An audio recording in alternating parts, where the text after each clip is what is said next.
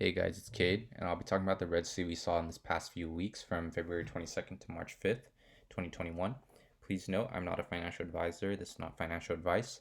This video is based on my opinions about the market in general. So I'll be going a quick overview about SPY, the Dow, and the NASDAQ just to see how they're doing, and I'll give my market thoughts about the market in general and what I have been doing with my portfolio to try to save it. So yeah, keep in mind this is all opinion based. I'm not telling you guys to copy me, nor am I telling you guys that this will happen. It's just kind of like how I see it, and you guys can agree or disagree. So let's get on with it. So looking at the SPY Dow and Nasdaq in general this week, it pretty much went through the same way. All three of them dipped, and then it kind of rebounded on March 5th. Which this rebound in general is pretty good as well because it goes into a positive note into the weekend. So I feel like that's great, but at the same time, I'm pretty skeptical about what's to come next week. So for the SPY, we ended at 383.63. And then I got pretty nervous when it dipped below 380. And I'll tell you why in the next few slides. So for the Dow, same thing, rebounded March 5th, ended at 31,496.3. And then for the NASDAQ, dipped down this past few weeks and then it rebounded to 144.7. So in general, we could see a pretty good rebound in the market on March 5th. So my thoughts about the market. The market has been fairly volatile this past few weeks. I feel like it's because there's many retail investors as well. This may be their first correction that they've experienced, so there could be a lot of panic and fear in the market. And when there's panic and fear in the market, that's where you would want to go buy more equities, or maybe open some call options. I don't know. But kind of like how I see it is that when there's fear or panic, that's when more people should buy because that's where more people feel uncertain and they start panicking and selling, driving down the price of the stock. So, kind of like how I see it as well, kind of like a double whammy is that bond yields increasing, interest rates increasing, inflation increasing. So, all three of those things are basically what the market does not like. And then when I woke up that morning and I saw about the news about the bond yields, that's when I quickly started changing like my portfolio and repositioning in it to take the hit for what's to come, and it worked out pretty well this week. So one of the things that I thought about was for those short-term growth stocks that really went up throughout the past few weeks, if not past few months, is that maybe those people kind of just sold where they took a profit and then they reinvested those gains into like companies related to Berkshire Hathaway, Microsoft, Apple, just very safe stocks that long term it'll grow. For like I feel like that's what people did. I could be wrong, but I mean that's what I would do, or that's what I did. So basically, I see that's why there's an increase in general. As you can see, the Berkshire Class B stock, they performed fairly well this past few week.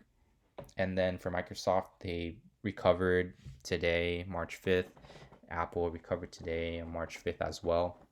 So I could definitely see that happening because in times of uncertainty, I feel like it's good to invest in companies that a lot of people know about. In addition, they provide passive income. So I feel like those are some pretty good ways to get through the market during these weird times.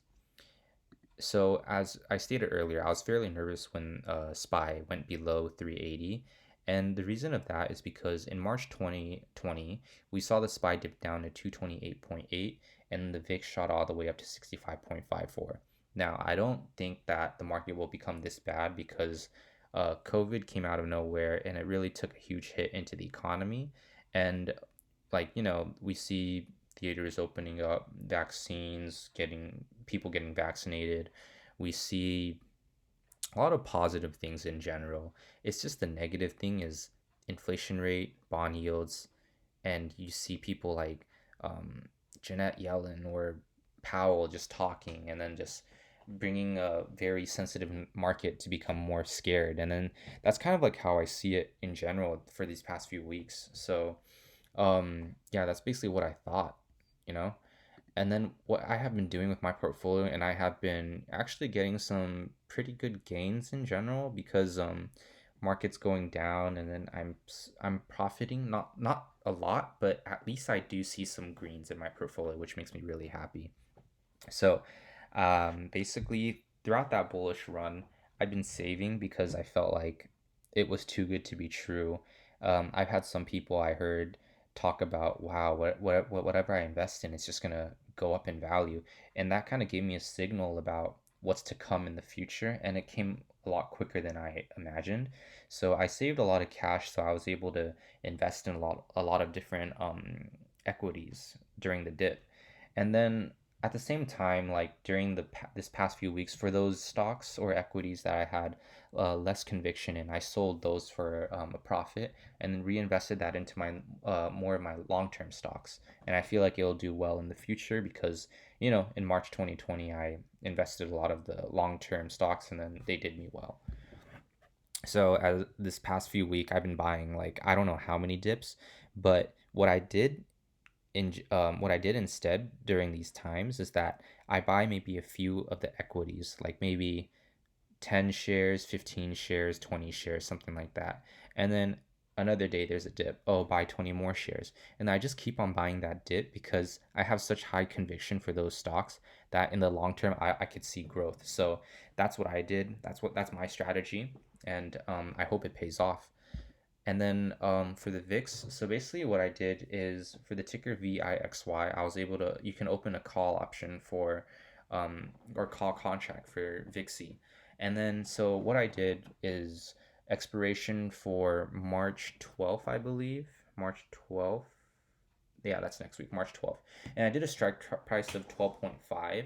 So it's just kind of to, go against this crazy markets just to maybe make a little profit. So if I do profit from that, then I'll close the contract, get the gains, and then reinvest in those long-term stocks because I don't really like how March is playing out. Even though it's only the first week of March, anything can go up, anything can go down. It's very volatile right now, and I want to be as safe as I can where I don't lose a lot of money. That's the goal.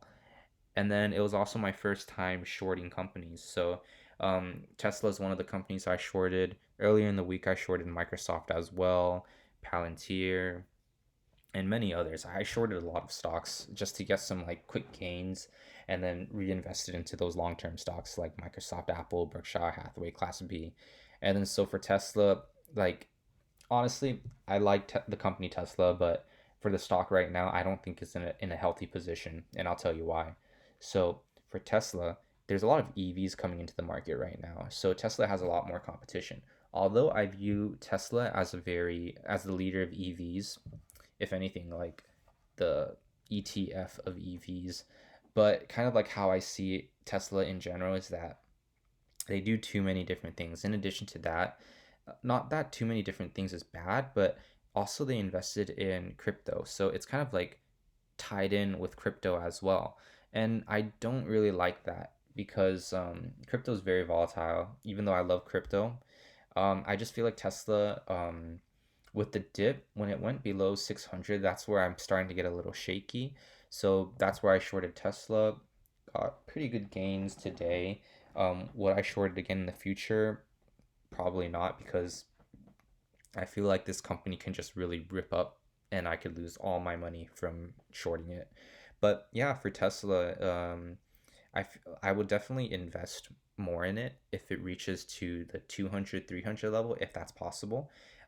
Keep in note, it is totally possible for it to dip down to there because you saw it went from 200 to like 800. So you could technically see an 800 to 200.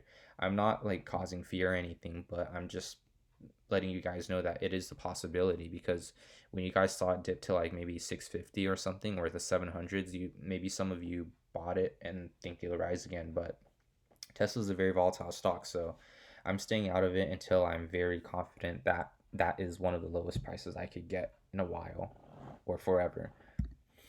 So the last thing I'll be talking about is crypto related stocks. And just a quick overview. I don't want to go too much into detail. I might talk about crypto in another video. But for crypto in general, I'm very bullish for this year for crypto and very excited, mostly because it's a decentralized form of currency. So, two of the stocks that I'm sure many of you guys know is Marathon Digital Holdings, ticker MARA, and Riot Blockchain, ticker Riot. So for Riot, it dipped a lot. Like it went to like the 70s and then it went down. So that's where I bought the dip for Riot, because when it went to 70, that's where I didn't do anything because I feel like that was too like high. But I feel like this year in general, we could see Riot and Mara going above and beyond to the triple digits because crypto is gaining so much steam.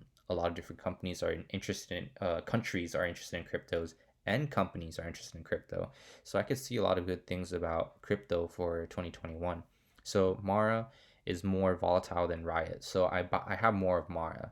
So for Mara, when I saw it went down to like the mid 20s, like 25 or something like that, that's where I went in a lot because I believe Mara it should be worth more. I'll talk about more about it in the next video of crypto related stocks and cryptos in general.